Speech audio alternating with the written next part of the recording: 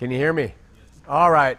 Great job, Steve. Love that number, and such a talented guy to have around, and really grateful for that. Listen, it is June 5th, 2018. It was just announced that Kate Spade, she is a New York fashion designer, billion-dollar handbag company, was discovered this morning. She hung herself from one of her scarves from around the doorknob of her penthouse on Park Avenue. And I mention that with a heavy heart, because anytime someone takes their life, it disturbs me, because there is a solution. Obviously, Kate Spade's solution was not fame. She had that. Wasn't her family. She had a great family. She had a husband. She had a 13-year-old daughter. She had wealth extraordinary. It's not the things of the world that can bring you through. It is the Lord. And I'm not picking on her for not knowing the Lord or turning to the Lord. I'm just saying that if you are in that place of deep, dark depression, to the point where you want to take your life. I mean, we've seen some really remarkable, powerful, wealthy, famous people take their own. Robin Williams, you know, and Soundgarden's singer, and then all these different musicians have been hanging themselves. And you know, this world is tough. It's a dark, heavy place if you're part of that currency. And there's a solution, and it's a light that came into this world. That's what John says. He came into the world, and he gives a light that can't be had any other way. The light of gold and fame and all the other things of this world do not necessarily fulfill us. And so I just want to encourage you, as you tune into this show, in the archives or live or whenever, remember that God so loved the world, he sent his son to be a light, and the light shined in the darkness. And just remember that. So last week I heard some pretty astounding news in the media, and it left me asking, how much money is enough money? Especially when it comes to religion. I know we talk about this. I talk about it a lot because I think it's going to be something that brings down Christianity as it is known today in the world.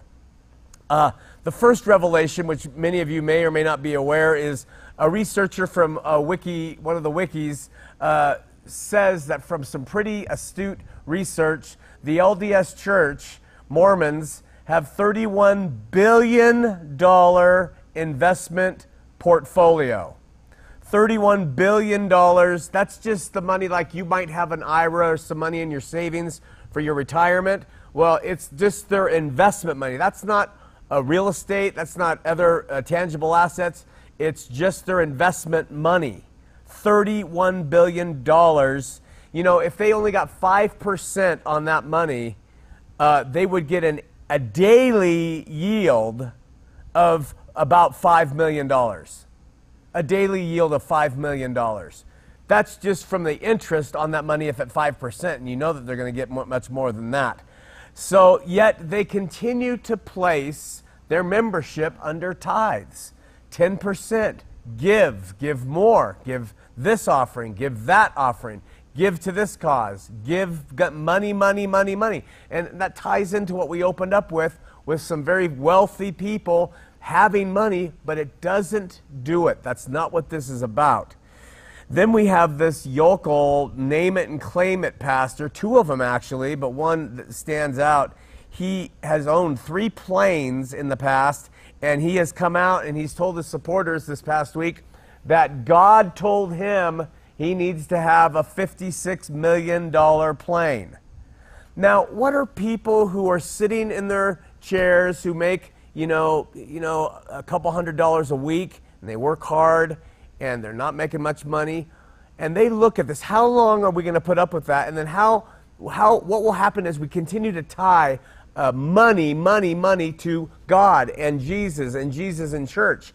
Something's going to happen. The grassroots are going to say one day, we have had enough of your show. And I'm just trying to address it before it happens. I think the millennials and others are going to come up as a generation, and all these edifices and stuff are going to crack and fall because they're not going to play into the game anymore. That guy's reasoning for a $56 million plane was that if Jesus was on earth today, he wouldn't be riding a donkey. That's what he said, inferring that he would be riding in a $56 million plane. Listen, Jesus said it really plainly. He said, it's impossible to serve God and mammon, God and money.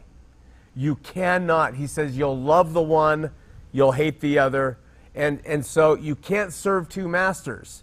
And so when the money gets in that mix, now I've heard all of the things. It takes money to do things in the world, and it takes money you got to pay your bills as a church, and even Jesus had a bag with his apostles of funds, and then there's the biblical justification that tithing was an Old Testament practice at Abraham, and it applies today, and pastors can live off the spoils of the carnal spoils of the flock, and I know all those things, but let's get down to some brass tacks. The gospel of Jesus Christ is free. It is absolutely without price. Come buy without money is what Isaiah said prophetically. The gospel requires no financial upkeep. Let's say that campus and all the churches in Utah just shut down today. Well, people would wake up tomorrow and they would still have Christ in them by the Spirit. They would still know the truth of the gospel, and it would continue to go on with them sharing it with other people. That's the wonderful thing about it. It can survive without finances. Now, so when you have something that requires finances, you have to take part of your mind or your heart, and you have to say, okay, we got to serve that a little bit so that we can, and when it gets bigger and bigger, it gets worse and worse. What should be preached and taught at churches should be absolutely free. In my estimation, the only way we can stem the tide, and this is ChristiAnarchy Today, and this is about causing a change from you guys' group on down, the coming generations, is refuse to... It was an angel. It is to refuse to pay into the material monolithic churches. Don't do it. Just start it now. Just don't do it. And outright refuse, and then we might say, well, what would happen? And I think what would happen if people were able to do that is that the churches would begin to deconstruct themselves. They would say, we can't meet these big budgets anymore, we have to downsize. Okay, we can't do that anymore, we have to downsize. We need to move into a less ornate place. We need to get out from this heavy mortgage. We need to stop doing tent revivals that cost hundreds of thousands of dollars a day or not tent revivals, the music revivals and all that stuff.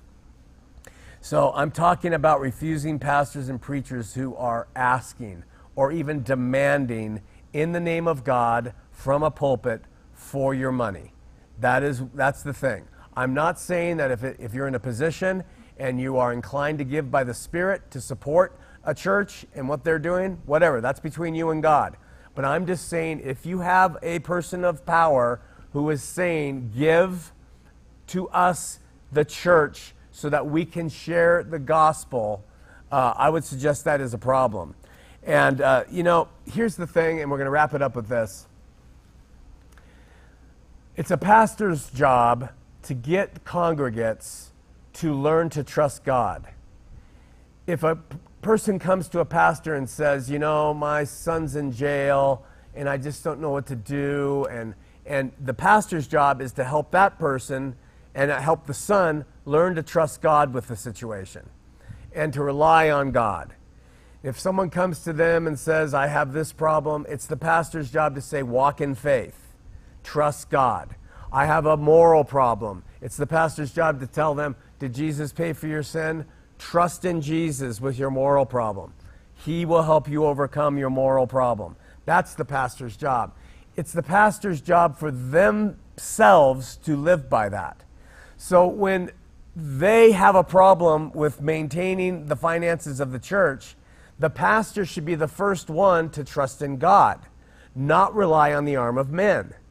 The pastor should be getting to God and saying, I need your help. We're behind. Can you bring someone to help us? And trust in God to provide the solution rather than men. But pastors don't do that. Pastors put it on people. but they will teach the people to put it on God. And I just think it's time that all the pastors learn, or start to learn, if you can, to trust in God. It's not easy. It's difficult. But where God leads, God exceeds. He will provide, and He'll have you run through the forest. Even personally, I would encourage you personally to trust in the Lord with things. Trust in the Lord with your health. Trust in the Lord with your finances, with your job, with your future, with your children. Trust Him. He will show you that it's not going to be an easy thing. Your faith will be tested. But trust in the Lord, and He comes through. And when He does, it's so radical that you're like, I can't even hardly believe this occurred. And when you have those experiences, your humility toward Him, your honor toward Him, your love toward Him, your faith in Him grows, and you become a stronger Christian. That is walking by faith, which is what all Christians are called to do, but especially pastors. Out!